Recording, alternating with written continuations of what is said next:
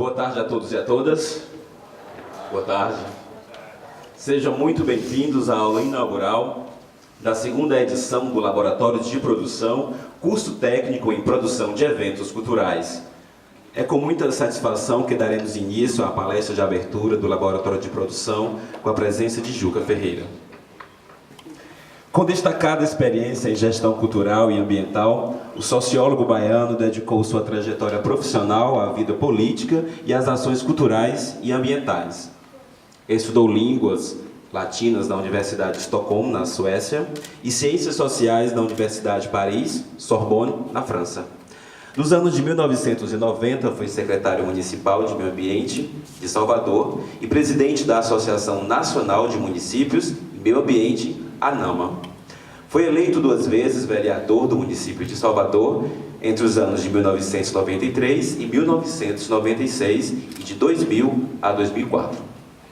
Durante sua última legislatura como vereador, em 2003, foi chamado pelo ministro Gilberto Gil a assumir o cargo de secretário executivo do Ministério da Cultura, onde permaneceu durante os 5 anos e meio de gestão de Gilberto Gil. Em 2008, foi convidado pelo presidente da República, Luiz Inácio Lula da Silva, a assumir o cargo de ministro de Estado da Cultura, estando à frente do MIC até o final do governo Lula. Em 2011, coordenou, pela Secretaria-Geral Ibero-Americana, a realização do Ano Internacional dos Afrodescendentes. Entre 2013 e 2014, foi secretário de Cultura do município de São Paulo, na gestão Fernando Haddad. Em 2014, após a reeleição da presidente Dilma Rousseff, foi anunciado o seu 2º mandato como ministro da Cultura. Juca Ferreira esteve à frente de debates como a reforma da Lei Federal de Incentivo à Cultura, Lei Rouanet, a modernização da legislação de direitos autorais, a construção de uma política nacional das artes e a regulamentação da política nacional de cultura viva, com a retomada dos pontos de cultura, tendo amplo conhecimento sobre os desafios da gestão cultural no Brasil e o papel fundamental do setor para o desenvolvimento socioeconômico do país. Desde já agradecemos imensamente a presença e convidamos para dar início à palestra inaugural do Laboratório de Produção. Senhoras e senhores, Juca Ferreira. É uma alegria estar aqui, sempre é uma alegria vir no Ceará, o estado que se antecipou à abolição da escravatura. Isso não é pouca coisa.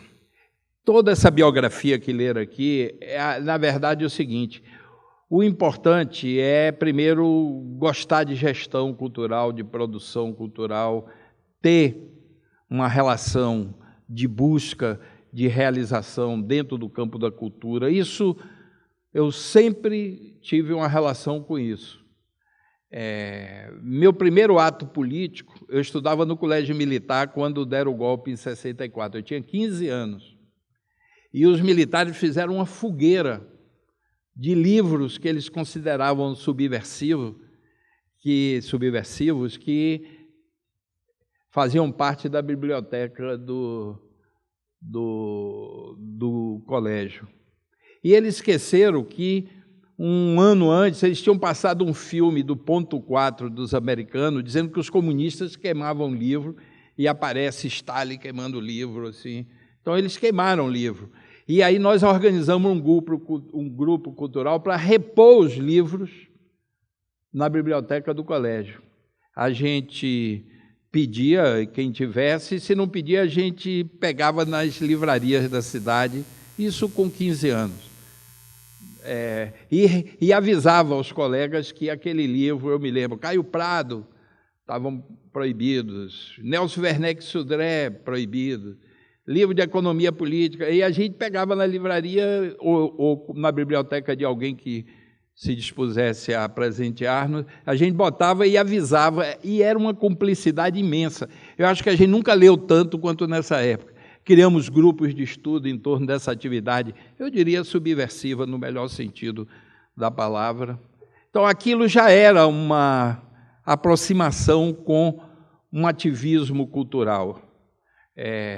Depois eu saí do colégio, fui para um colégio público, o Colégio Central, o colégio mais importante politicamente da cidade, e era também, Glauber tinha estudado lá, era de boa qualidade, na época que o ensino público era restrito, muita gente fora das escolas, mas era de boa qualidade. E eu participei da criação de um grupo de ação cultural.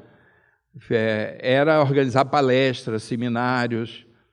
A gente ia na faculdade, por exemplo, fui convidar João Baldo Ribeiro para fazer uma palestra sobre literatura. Fui chamar Istvan para falar sobre história. E a gente ia para um sartreano que tinha na Bahia, um filósofo muito interessante, para falar sobre o existencialismo de Sartre. Isso, 16, 17 anos, a gente tendo essa possibilidade do fazer cultural. E muitos viraram artistas, daquelas pessoas que viviam essa agitação. Era uma forma de resistência. O golpe foi dado em 64, e em 66, na Bahia, a resistência começou a se explicitar no meio estudantil, no meio intelectual, no meio sindical, e eu, garoto, mas hiperligado, tanto à dimensão cultural como à dimensão resistência. Isso acabou me levando a abandonar todos os meus sonhos de formação. Eu ia ser arquiteto e cineasta, e caí na política, na resistência, como a minha atividade de paixão. E aí tive uma trajetória que acabei retomando bem depois, na Suécia, organizando alguns eventos culturais para os exilados. Organizávamos algumas vezes por ano, para nos mantermos ligados ao Brasil. E na volta, eu voltei hiperligado nessa atividade. Eu não tive uma formação específica na área cultural. Eu me formei em sociologia, e era sociologia política, estudo das relações de trabalho, relações de trabalho e democracia, mas eu sempre mantive esse gosto, e eu fui desenvolver. O próprio fazer vai desenvolvendo a gente. Evidentemente que a formação é estratégica para dar uma qualidade. Eu procurei compensar isso estudando, lendo textos, inclusive técnicos, que ninguém que eu conhecia tinha paciência para ler aqueles textos sobre organização, desde a organização de eventos a processo. Fui nas rádios baianas tentando organizar um programa sobre música africana, porque eu tinha toda a cena africana, praticamente, porque da Suécia era fácil.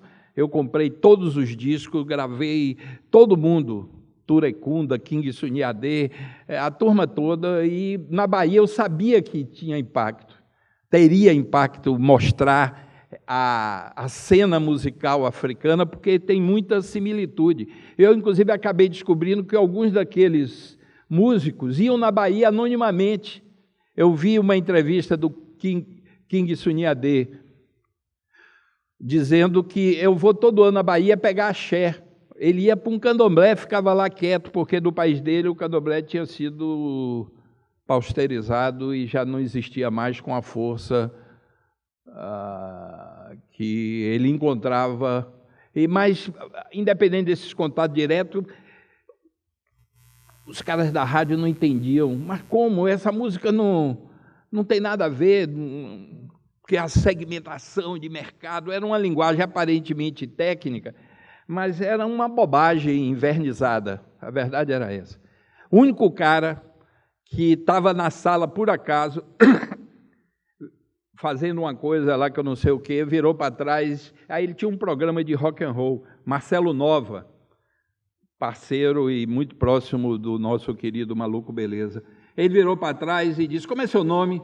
Eu disse Juca. Ele disse: Juca, não ligue para esses caras não, que é tudo burro aqui. Naquela sinceridade roqueira.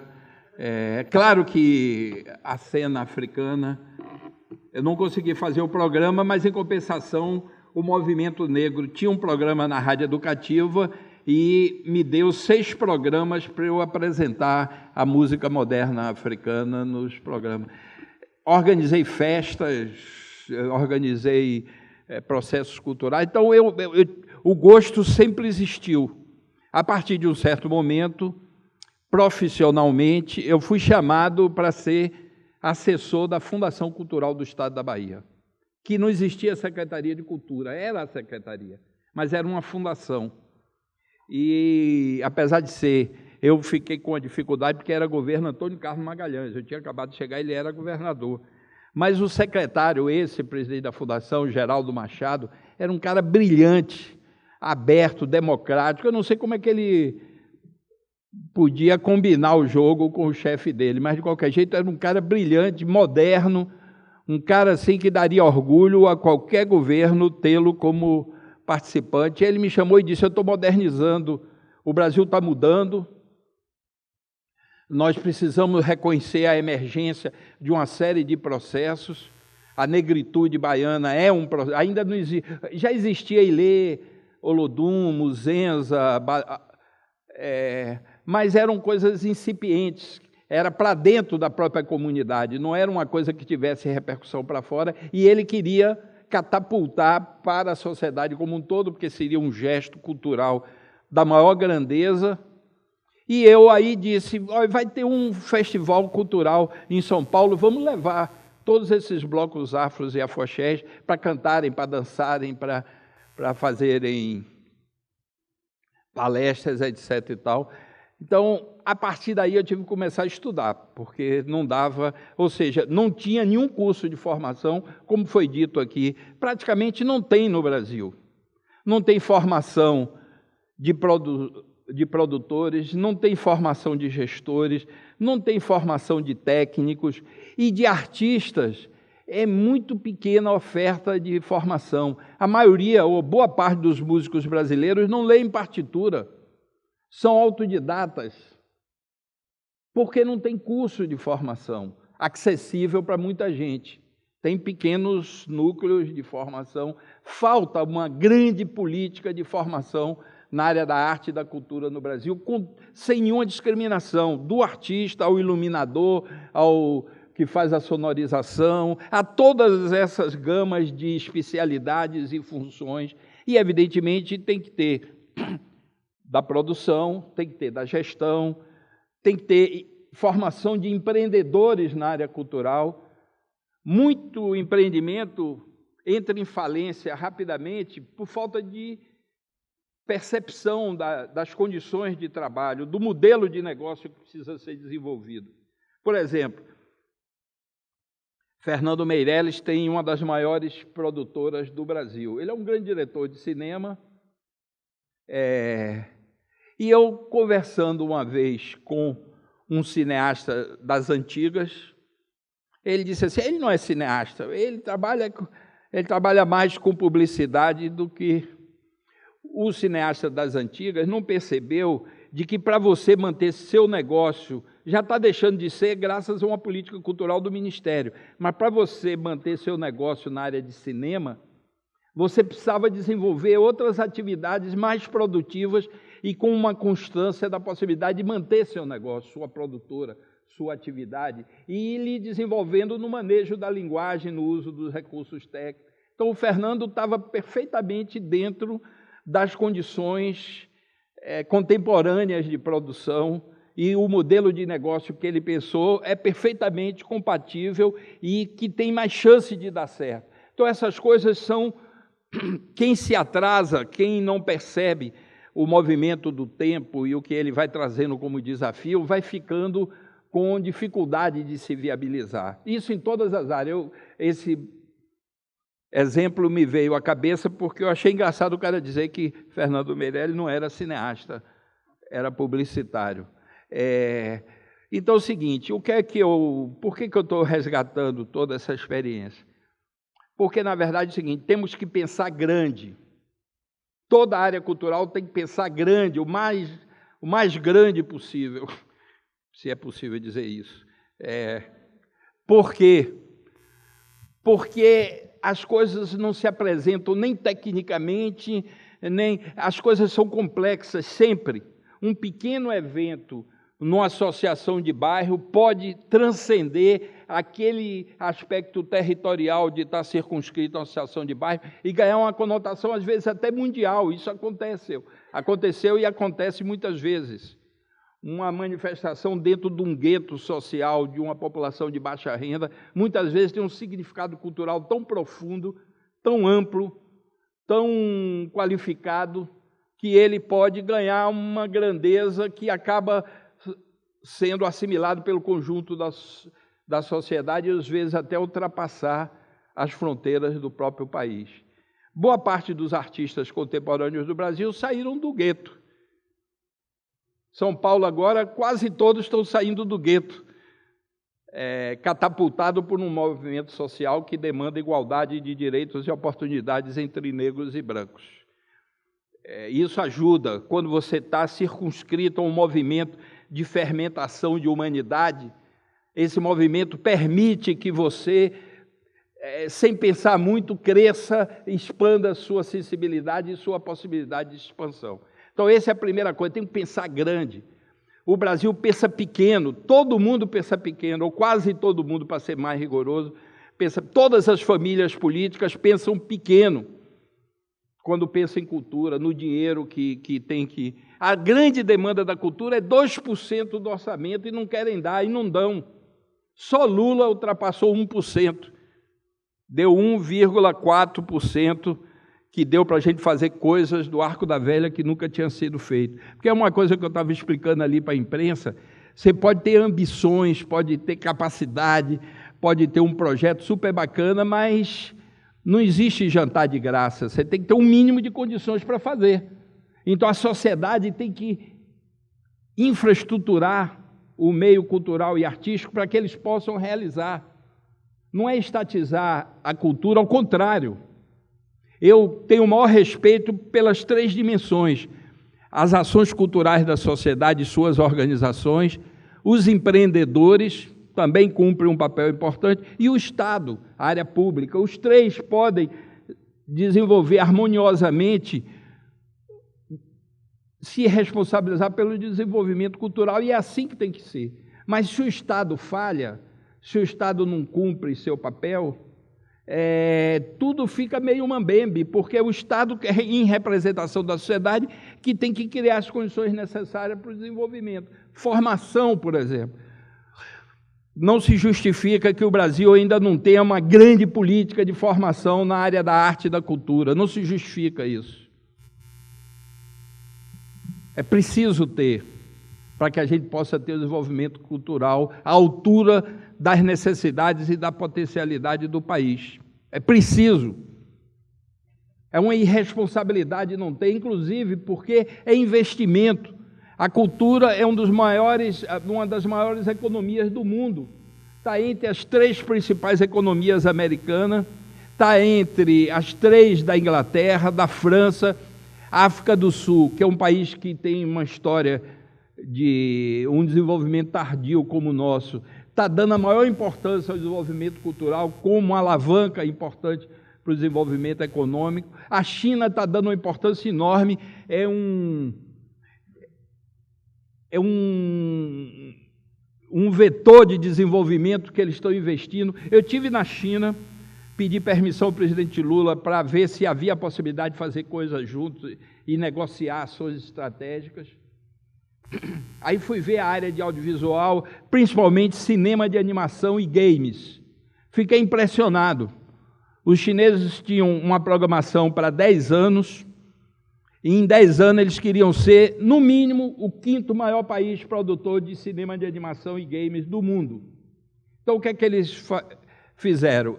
Isso, a pessoa responsável dessa política me explicando.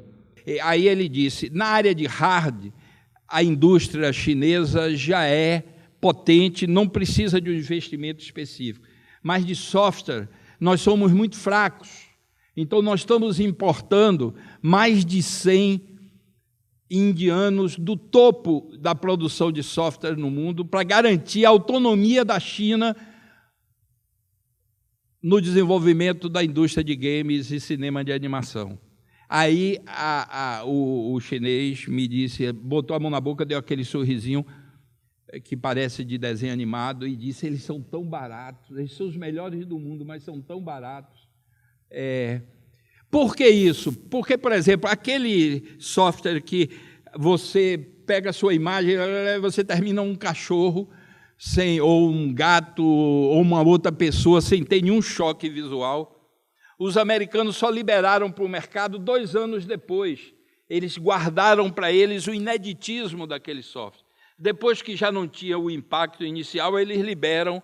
Então é o seguinte, se você quer ser o 5º maior do mundo, no mínimo, você tem que ter uma capacidade tecnológica de produzir seu software para não ficar dependendo das artimanhas da indústria americana, que evidentemente protege sua própria indústria e só libera a partir de um determinado momento. Pegaram as escolas de belas artes e determinaram que 30% dos alunos das escolas de belas artes teriam que ser os artistas dos futuros filmes de animação e dos games. Quem vai desenhar, quem vai criar os personagens, quem vai montar os enredos, as narrativas.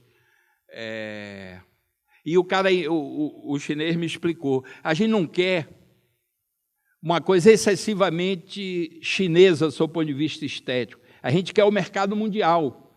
Então é o seguinte, disso tudo, uma parte pode ser chinesa até o caroço, mas boa parte vai ter que desenvolver, a partir da estética chinesa, uma linguagem internacional para a gente conquistar o mercado mundial. Em 5 anos, a China já era o 5º. Isso é investimento, isso é lucidez, isso é responsabilidade de um país e da sua elite política, com o desenvolvimento de uma área que é cultural, que é econômica. Nessa época, eu já sabia por Maurício de Souza, mas eles me contaram que eles chamaram Maurício de Souza para dirigir um grande estúdio de cinema de animação. Eles queriam levar a Mônica para a China. A única exigência dele é esticar um pouquinho o olho da Mônica. É verdade, isso que eu estou contando é verdade. Ele disse, olha, a Mônica é muito positiva, porque são personagens muito parecidos com os chineses, urbanizados muito recentemente, com cacuetes do interior, com linguagem ainda de interior, são benignos, valorizam a família, diferentemente dos personagens americanos. Mas o Maurício Souza disse que não. Ou ele cria no Brasil, ou ele não está disposto a... Ele não topou. E era um contrato assim milionário, 10 anos a produção seria do estúdio que ele iria trabalhar, depois de 10 anos ele ficaria como sócio, assim, uma proposta de primeira qualidade. Isso é estratégia, isso é visão. Por que eu estou insistindo nisso?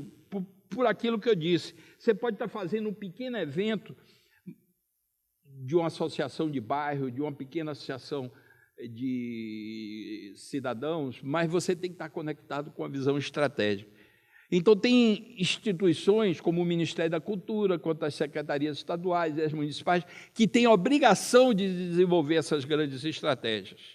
E essas grandes estratégias têm que ser construídas democraticamente, com a participação dos artistas, produtores técnicos, e tem a ver com a realidade, tem que valorizar a capacidade criativa, tem que valorizar a capacidade técnica e tem que garantir uma grande política de formação para que a gente possa ir evoluindo, porque o mundo mudou numa velocidade e uma das coisas que mais mudou foi a área cultural pelo desenvolvimento das tecnologias digitais.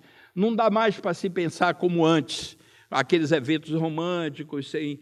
Não, hoje a tecnologia está absolutamente absorvida e é parte importante do produto.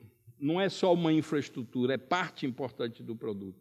Criou linguagem, criou certas dimensões muito específicas. Então, é um pouco assim, o cara que dá aula inaugural tem o direito de vez em quando, dar uns conselhos. Meu conselho é esse, pensar grande, a primeira coisa. Segundo, mergulhar profundamente no que vai fazer. Mesmo esses pequenos eventos, tem que ser ultra bem feito. Você tem que descobrir a hora de fazer, quem é o público, que tipo de comunicação você vai desenvolver, qual é a linguagem artística apropriada. É uma complexidade, pode ser uma pequena coisa, Mas tem que ter, e isso se você tem uma estrutura de formação à sua disposição, você se capacita para fazer isso num potencial muito grande. Mas se não tem, desenvolva, porque é possível. O autodidata existe. Se não existissem os autodidatas, nós estávamos perdidos na área artística e cultural, porque nossos músicos, muitos não leem partitura, aprenderam por conta própria ou com um ou outro cursinho, os que tiveram acesso. Nossos sonorizadores aprenderam com um amigo que faz sonorização, ele vai lá, ajuda, e os que fazem iluminação também. Na verdade, a gente vive numa precariedade imensa, porque o país não consegue valorizar essa dimensão, não consegue valorizar como uma dimensão da vida social, estratégica. Nós não enfrentaremos os desafios do século XXI sem ter desenvolvimento cultural muito mais potente do que a gente tem, para tudo. Para viver na democracia, respeitando os demais e sabendo seus direitos e deveres como cidadão, para manejar novas tecnologias, para pensar grande e ser capaz de contribuir para o país, desenvolver as soluções para os grandes desafios. Para tudo isso, duas coisas são necessárias. Eu estou falando de uma, mas em homenagem à professora que falou aqui, eu vou retomar o que ela falou aqui. Educação de qualidade ao acesso de todos e acesso pleno à cultura. Essas duas dimensões não podem faltar. Eu escrevi um artigo que teve boa repercussão na internet, onde eu dizia: cultura e arte não é uma questão de esquerda e direita, é uma questão de civilização ou barbárie. Eu passei na Inglaterra na época da Margaret Thatcher, que era o auge do neoliberalismo e de corte do Estado, redução, aquela coisa toda que estão revivendo agora aqui no Brasil. Os teatros públicos estavam abertos, os museus estavam funcionando plenamente, não houve uma abdicação do desenvolvimento cultural do país, porque sem esse suporte os países minguam. E uma das dificuldades do Brasil é exatamente que aqui tudo é espontâneo na área da cultura e da arte. A gente vive da criatividade dos nossos artistas. A verdade é essa, de uma exploração predatória dessa criatividade. É como o futebol. O futebol é fácil perceber que é uma coisa mais transparente. O Brasil tem os melhores jogadores do mundo, mas tem uma estrutura falida de futebol. A gente vive do talento. E hoje o Brasil está vivendo de exportar esses talentos e vender para os times europeus, árabes, chineses. Eles nem esquentam mais a chuteira aqui. Eu conheço muito jogador que saiu da Bahia, e isso acontece no Brasil inteiro, com 16 anos, 17 anos, nem chegou a jogar. O Vitória, por exemplo, que é meu time, tem uma das melhores escolas de base do Brasil, tem 100 e tantas escolas, inclusive em outros estados, e os olheiros do clube pegam os melhores e vendem. Alguns não chegam nem a vestir a camisa do clube. Não há como sustentar o espetáculo do futebol dessa maneira, porque a gente o tempo inteiro sangrando, perdendo força, perdendo vitalidade, perdendo criatividade. Parte dessa dificuldade que hoje o futebol brasileiro vive é por uma estrutura precária. Aí um amigo meu disse: isso é o capitalismo. Não, a Espanha é capitalista. A Espanha era um país de perna de pau até 10 anos atrás, mas investiu numa política de organizar o futebol dele. Hoje é uma potência futebolística. E na área de clubes, o melhor do mundo, junto com os alemães e com os ingleses. A Alemanha também, a primeira coisa que os alemães fizeram foi prender os corruptos do futebol, que era uma máfia igual a daqui, os que se locupletavam com o futebol alemão. Criaram regras para o desenvolvimento do futebol de clube e criaram linhas de fomento. Então o Brasil, tanto na área da arte e da cultura como na área do futebol, vive de uma precariedade imensa. Nós somos gigolôs da criatividade dos jogadores e dos artistas brasileiros, porque, na verdade, as estruturas são precárias. E sabe o que a gente está virando? O lugar que, quando o artista mundial fica decadente, vem fazer show aqui para se despedir dos palcos. Elton John, não sei quem, quando vê que o Garangal não está entrando, vem fazer 2, 3 shows no Brasil para recolher uma graninha. A gente está virando isso, fim de linha, quando na verdade a gente tem potencial. A música brasileira está no hit parade mundial sem ter sido feito nada pelos brasileiros desde a década de 50. Por força do exílio, eu morei quase 8 anos na Suécia. Os suecos pensam que Brasileirinho é uma música sueca, de tanto que tocou na Suécia. A gente tinha que dizer, não, a música é Brasileirinho. Aí, quando eu ia olhar lá, tinha um nome que não era nada com Brasileirinho. Eles achavam, não sei se ainda acham, que eu já tenho mais de 20 anos, 30 anos que saí, a Bossa Nova, Jorge Ben toca. Agora eu vi na televisão um programa, uma moça dizendo, voltando para o Brasil e dizendo, eu chorei na Grécia, porque quando eu cheguei no aeroporto estava tocando Jorge Ben. Jorge Ben toca no mundo inteiro, é considerado um dos grandes, sem o Brasil ter feito nada. Villa-Lobos é um dos grandes compositores mundiais. Pouca gente fora do Brasil sabe que ele era brasileiro. Toda loja de disco que já estão acabando tinha lá uma gôndola Villa-Lobos. Em geral, era dentro da estante de música clássica espanhola. A gente tem uma relação de precariedade, de subestimação, de ingenuidade com a área da cultura e da arte, que serão os técnicos, os produtores, os gestores, os artistas, os técnicos, todo mundo que vai ter que fazer chacoalhar o país um pouco para compreender a importância de investir mais, de ter planos estratégicos, de ter um grande plano de formação no Brasil em todas as áreas. Porque a gente é talentoso, supera 90% das dificuldades, mas se nós tivéssemos apoio e infraestrutura, a gente iria muito mais longe do que a gente vai. Eu gosto muito de um saxofonista norueguês chamado Jan Garbarek. E um dia lá na Suécia eu fui, já foi considerado um dos melhores do mundo. Ele ficou cada vez mais alternativo, saiu da linha de shows e tal, e faz o que ele chama de música espiritual. É linda, mas reduziu o público dele. Eu fui assistir um show dele num pub na Suécia. Aí, quando eu olhei para o lado depois do show, olha quem está do meu lado. Aí eu fui lá falar com ele, Jan Garbarek, eu sou seu fã. Ele disse, de que país você é? Eu disse, Brasil. Pô, brasileiro perdendo tempo com saxofonista norueguês. Vocês têm a música mais bonita do mundo e os melhores músicos do mundo.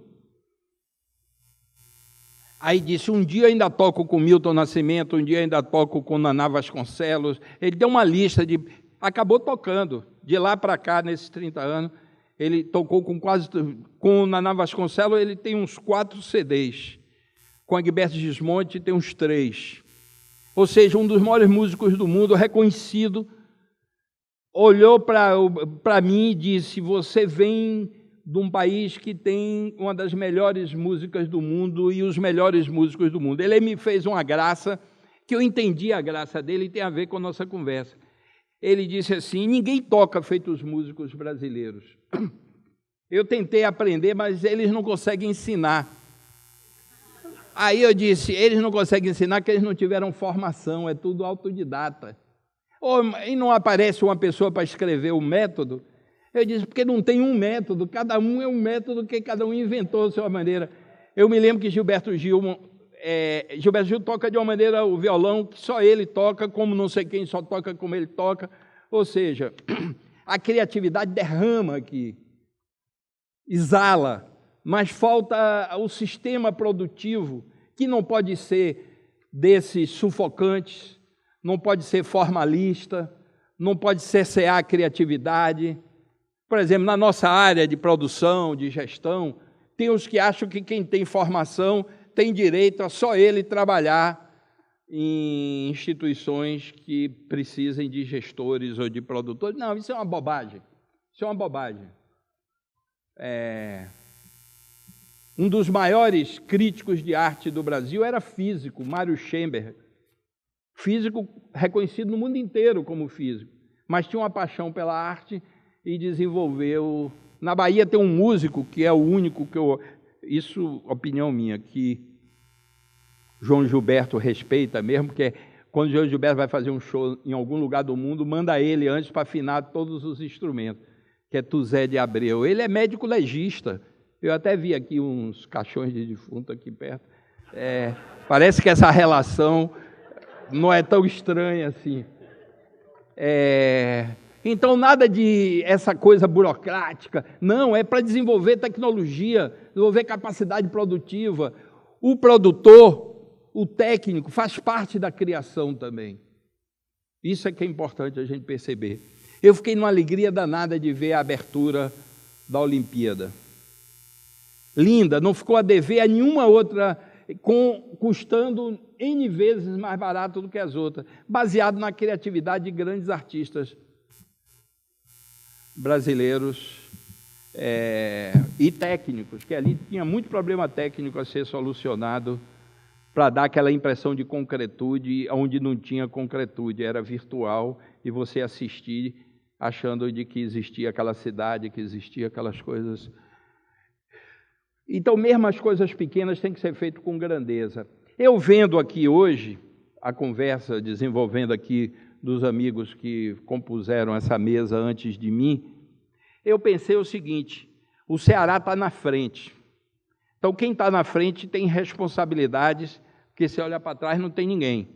Você não pode se basear em experiência anterior. Quando nós chegamos no Ministério da Cultura com o Gil, o Ministério nunca tinha feito nada de relevante. O Ministério não sabia quem era a clientela do Ministério. Era uma peça figurativa só. Então, a gente teve que começar do zero, em quase tudo. Uma outra coisa, por exemplo, o IFAM já existia, tinha uma tecnologia desenvolvida na área de patrimônio. A FUNAR tinha tido seus dias de glória, mas já estava decadente quando a gente chegou. Mas o resto da gestão cultural não existia. Quando nós falamos em política pública de cultura, arregalaram os olhos como se a gente estivesse falando javanês. Quando nós dissemos que o alvo da ação cultural do Ministério da Cultura tem que ser a população, os direitos, demandas e necessidades culturais da população, muita gente ficou com o olho arregalado, porque pensavam que eram os artistas. Se você volta um ministério para os artistas, é como você voltar o Ministério da Saúde para os médicos, ou o Ministério da Educação para os professores. É claro que os professores têm que ser bem pagos, os médicos também, e ajudarem e participarem da construção das políticas de educação e saúde. Mas o alvo é a saúde da população e a educação das novas gerações, como a nossa é criar possibilidade de desenvolvimento cultural ao acesso de todos. Então, nós não tivemos muita retaguarda a quem recorrer. E lá tinham passado pessoas brilhantes no Ministério, mas o Ministério era uma espécie assim de marquise para passar a chuva. Não conseguiram absorver Celso Furtado no governo, um dos maiores economistas nossos, aí botaram ele no Ministério da Cultura. Ele fez uma coisa relevante, escreveu um artigo sobre a economia da cultura. Vefó, um sociólogo proeminente, era petista, passou para os tucanos queriam reverenciá-lo, botar no governo, não encontraram lugar, Ministério da Cultura. Eu confesso que até hoje não sei direito o que é que ele fez lá. Não era um instrumento de construção e de realização de direitos culturais, nem assumir a responsabilidade com os processos vitais do desenvolvimento cultural do país. E nós tivemos que romper as barreiras e ir aos poucos construindo isso. Sempre tivemos como grande debilidade dinheiro curto. Lula teve a lucidez, nós fomos crescendo. Lula me disse, eu era secretário executivo, Juca, vamos fazendo o trabalho bem feito que a gente vai aumentando. Em governo as coisas não acontecem bruscamente. E aumentou de fato. O orçamento do Ministério da Cultura, na época dos tucanos, era historicamente, que eles chamam de série histórica, 287 milhões. Isso correspondia a quase que 80% era para pagar luz, água, funcionário, o cacete a quatro desse tipo assim de despesa chamada fixa. O que tinha para investir na cultura do país, não se tinha nem perspectiva de investir, mas de qualquer jeito, quando eu deixei o Ministério da Cultura em 2010, era 1,3 bilhão de orçamento. Aí sim, dá para começar a atender. E se nós fizermos os desdobramentos que pretendíamos fazer, como modificar a Lei Rouanet e substituir pelo Procultura e outras modificações, a gente ia atingir um outro patamar, porque a Lei Rouanet corresponde a 80% do dinheiro que a gente tem. E quem determina o uso são as empresas privadas, os departamentos de marketing das empresas. Então, é concentrador em Rio e São Paulo, 80% vai para Rio e São Paulo, e para um tipo de arte que pode devolver imagem para a empresa que se associa. E no nosso modelo tem uma grade de critérios que vai obrigar todos os estados do Brasil a receberem, dentro de uma certa proporcionalidade, recursos do Ministério da Cultura, a possibilidade de transferência fundo a fundo, do fundo federal para o estadual e para o municipal, atendimento de todo o conjunto da cultura. Então, desde essa dimensão maior que estamos vivendo com essa interrupção agora, era dessa interrupção que eu ia falar, mas na verdade o Brasil segue, com eles ou sem eles, o Brasil segue, e a gente precisa continuar construindo um Brasil mais justo, mais democrático, com possibilidades culturais maiores. Então, deixa fora a Temer um pouquinho aí para a gente falar do que nos interessa aqui, mas daqui a pouco eu digo isso aí. Então, o Ceará, como eu estava dizendo, que está saindo na frente, podia reunir todos esses projetos de formação, que eu sei que são vários. Tem ali do Dragão do Mar, tem uma na área sinfônica, que eu não sei se ainda existe. Sabe, um dos maiores... A lágrima chegou aqui. Eu vim falar na Assembleia Legislativa sobre Lei Rouanet. Aí fomos recebidos por uma orquestra juvenil, eu não sei o nome do maestro, e o hino nacional, o hino do Ceará. Aí o maestro disse, eu queria falar. Os parlamentares ficaram, não, mas vai quebrar o protocolo, não sei o quê. Aí eu usei minha condição de ministro e, partindo de um princípio que regra existe para ser quebrada, eu disse, não, deixa o maestro falar. O maestro nos brindou aí com 2 peças belíssimas. Aí o maestro disse o seguinte, para vocês verem como a Lei Rouanet é no mínimo atrapalhada. O maestro disse o seguinte, ministro, eu mantenho essa orquestra juvenil, a maioria vem da pobreza, com recursos da Lei Rouanet, porque tem uma empresa aqui que financia essa orquestra há alguns anos. Agora, as regras da Lei Rouanet eu nunca entendi direito. E eu introduzi Luiz Gonzaga no repertório da orquestra e ela não pode receber mais pelo artigo 3º, não, pelo... Hein? Artigo 18. Então, as empresas não querem mais financiar, que elas só querem financiar se for 100% de renúncia fiscal. Ou seja, o dinheiro é totalmente dinheiro público. Ele disse, que país é esse, ministro, que incluir no repertório um dos maiores músicos do Brasil, o mais representativo de toda a região Nordeste, implica em eu perder o financiamento e, portanto, ameaçar a orquestra de desaparecer. Por isso que eu apoio sua proposta de modificar a Lei Rouanet. Ora, imagine para um ministro receber... Eu disse, pô, foi bom ter dado a palavra a ele, porque metade do que eu ia dizer, ele já com esse exemplo contundente e inquestionável, já disse quase tudo. Outra coisa, transversalidade, foi falado aqui também, eu não me lembro, acho que foi a professora também. É preciso pensar a arte e a cultura na sua grandeza. Ciência e tecnologia tem a ver com... Tudo tem a ver com cultura, e a cultura tem a ver com tudo. Então, a gente não pode, mesmo desenvolvendo as singularidades e as especificidades, A gente tem que manter, seja o técnico, seja o produtor, seja o gestor, a gente tem que manter essa antena ligada para a grandeza das coisas, senão a gente faz uma coisa miúda, pequena, mesmo que bem feita, mas sem significado. Não se justifica uma coisa bem feita, formalmente bem feita, sem um significado maior do que o que você atinge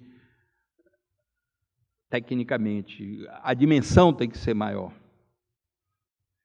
O conteúdo, o espírito, a mensagem, a linguagem, a narrativa, tudo que envolve a dimensão mais essencial da arte e da cultura, ela pode estar aí, hoje em dia quase sempre está conectada com a dimensão tecnológica, mas ela tem que ter a grandeza, senão a gente reduz a dimensão e a importância da arte e da cultura. E para isso é preciso conectar com as outras dimensões.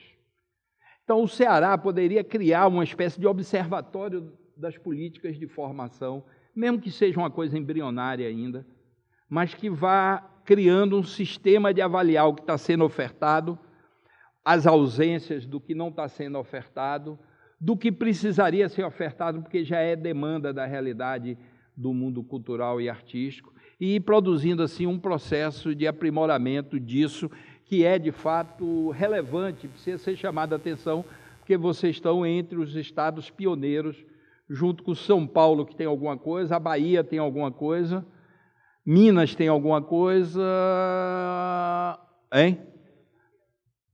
Pernambuco e Acre. E pode ser que eu esteja cometendo injustiça ou com algum outro estado, mas no essencial estamos começando esse esforço de qualificação da área cultural, criando sistemas de formação, mas estamos no beabá, ainda estamos no primário, estamos no nível mais elementar do que pode ser desenvolvido, e eu acho que esse seria um passo muito importante se a Secretaria de Cultura do Estado e do município se associa às instituições privadas e do terceiro setor e desenvolve sistemas de avaliação para ir aprimorando esses processos, conseguindo trazer para cá processos de formação que muitas vezes fica concentrado em 2, 3 estados lá pelo Sudeste, pensar uma política grande de formação, porque de tudo isso que eu disse é uma parte essencial de tudo. Então era isso que eu queria dizer, em substituição ao que eu tinha preparado antes. Então, muito obrigado a vocês.